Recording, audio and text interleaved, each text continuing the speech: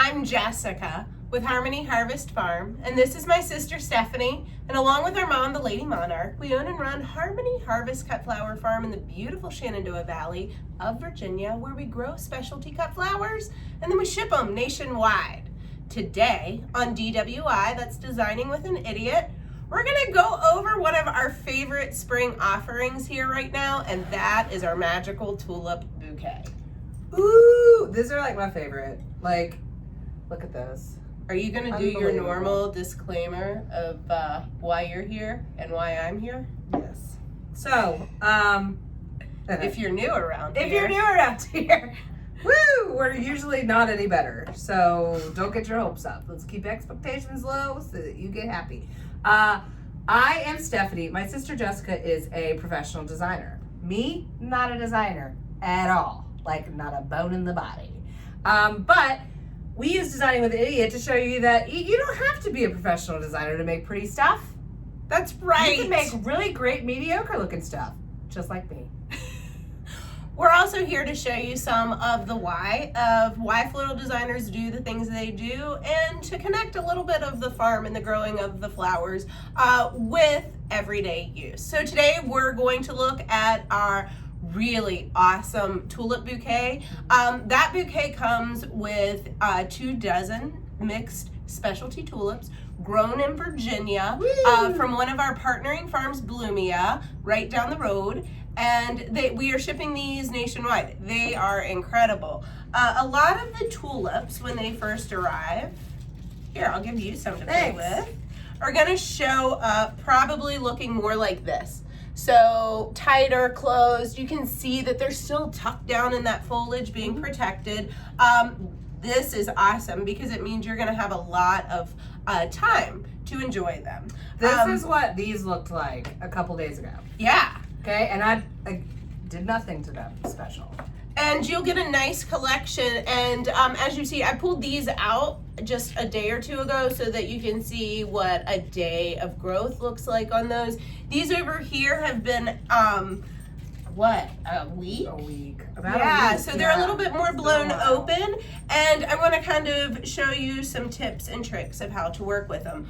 Whenever you get flowers, we highly recommend that you unbox them immediately and unpackage everything, get a clean vase ready, and some water. So in your bouquet, you'll also find flower food. We use these nice little packets of flower food. Yes. I keep one of these actually right by my kitchen sink. So if you have one of those junk drawers or the little shelf, I don't use all of this with every vase. In fact, I use this to feed that one arrangement kind of every time I'm changing water, which is every day sometimes if my flowers seem to be getting cloudy quick, or every other day at least.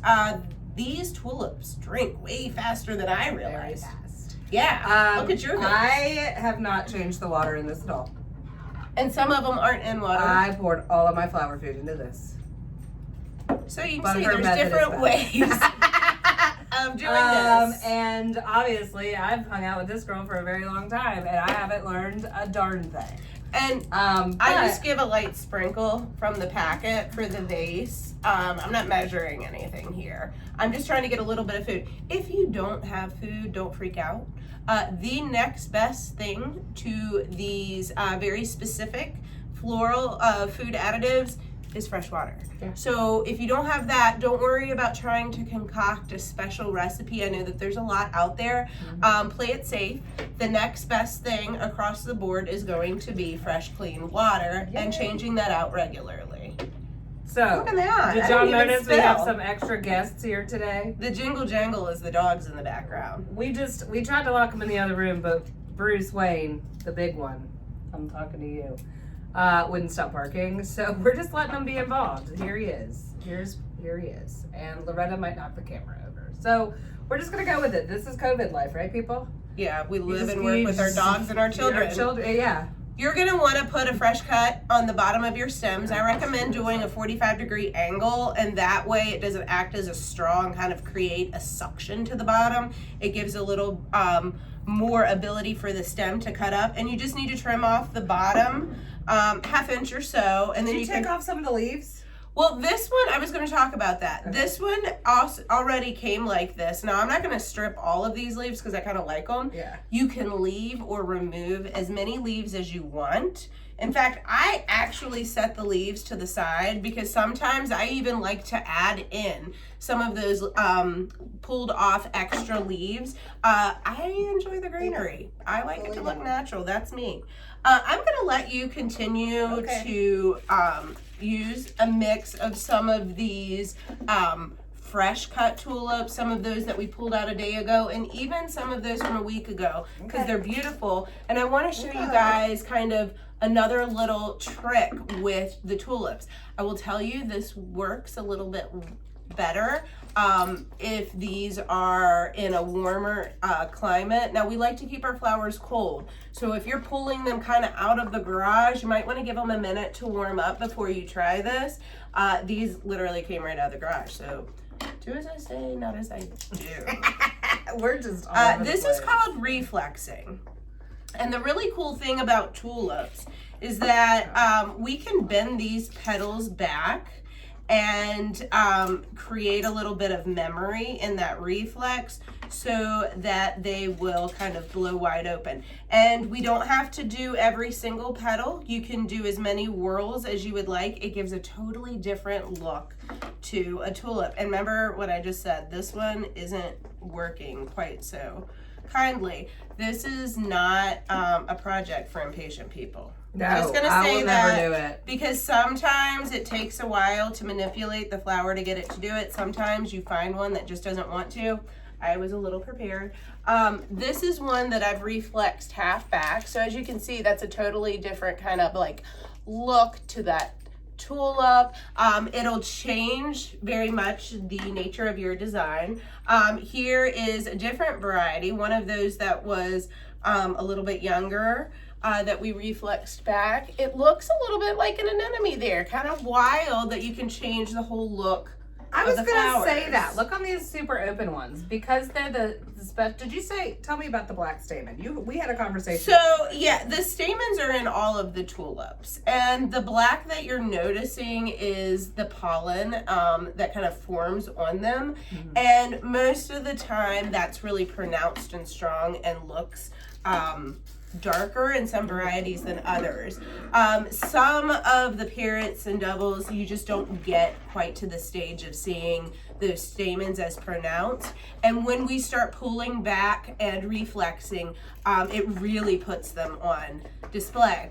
Now, I will tell you that reflexing the tulips, I have noticed a decline in vase life. So you may not get as long of an enjoyment period by doing it. But if you're trying to make like a centerpiece for a dinner and you just want to maybe pop a couple flowers to make them really have some extra punch, it's a pretty cool party trick.